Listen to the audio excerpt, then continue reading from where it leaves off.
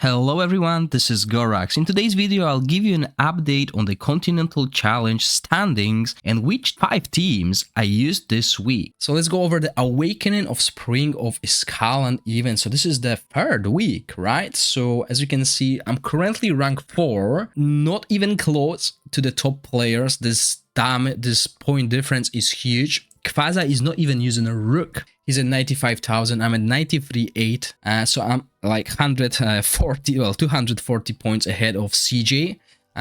So the last week, next week will be quite interesting. There's still 5 hours to go, and there are a few players that can easily overtake me. Okay, so I'm expecting to be either top 5 or within top 10, definitely. No further than top 10 comparing to last week. Last week I finished 4th as well. So let's go over the teams that I used this week, and I think those teams, at least for me, were the easiest one. The next one is not too bad, but it's quite hard to pull off. I can do 84 million with my 6th team, which is not something that I'm happy about compared to my other teams. So challenge record, let's start with my first day. The first day, my corrosion team, 583 damage. Now, if you think this is huge, it is huge.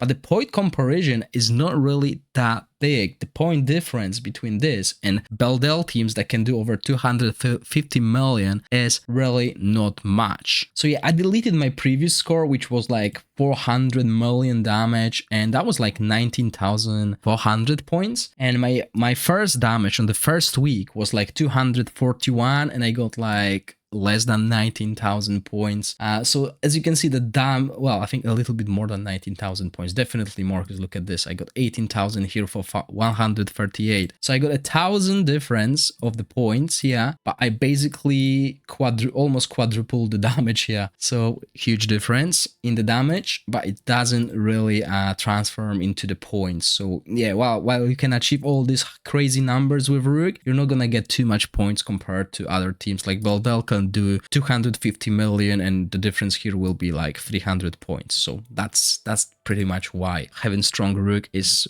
beneficial, but in the end it's all about the 6 teams, really. So now my next team is my Ice Blast team. It's cheap Ice Blast team, but there's a difference compared to previous week. I used Drizzt this time around instead of Sadik. I used Drizzt mainly for the aura and a put which is remain on him to basically give all my Ice Blast heroes a free reign to do damage. And it worked. It gave me an extra 8 million damage, which is not much, but it was actually over 120 points difference. So if you look previous week, that's almost 100 something points over, right? So not much, but it is an improvement, and it helped because I'm only like 240 points ahead of CJ. Next team is my Wild team. I'll go over this team in a specific video, separate video later on, and what I've done here. I tried 2 different approaches, and this one was just the best,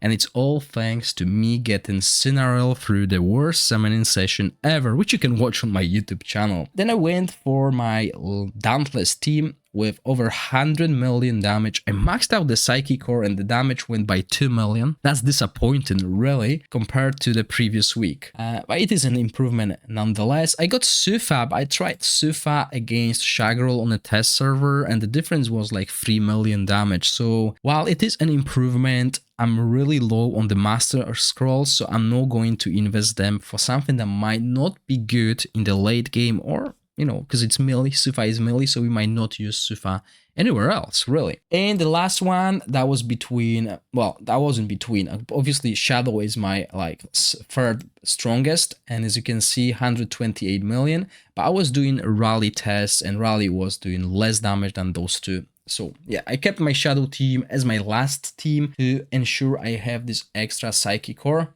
So once I get that extra Psychic Core tier, I went for it, and the damage increased by 1.5 million damage. Again, disappointed by the amount of damage increase compared to the Psychic Core, but it worked. 128 million, and you can find 4 out of the 5 teams on my YouTube channel if you want to see what I used and how this team works. I'm going to cover the Wild team in the next video, and I'll follow with a Rally team as well. The there is a hidden strategy for the rally team that I will spoil since it's the last week, okay? So I'll show you how to get the most out of your rally team. Obviously, this strategy will also work with your aura team because you will use the same placement, just different heroes. Sadly, I don't have good aura heroes to compete with my rally team, so that's why I'll decided I'll go with the rally team that can currently do 84 million, but I think I can get that team to do at least 110 million if I min-max on it. And that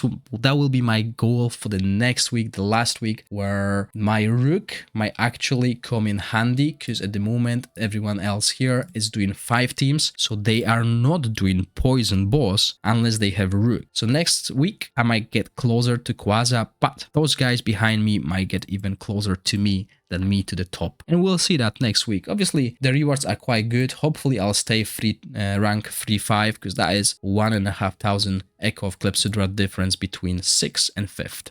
I hope you enjoyed the video. If you do, please click the like button and consider subscribing to my channel. As always, thank you for watching, stay safe, bye!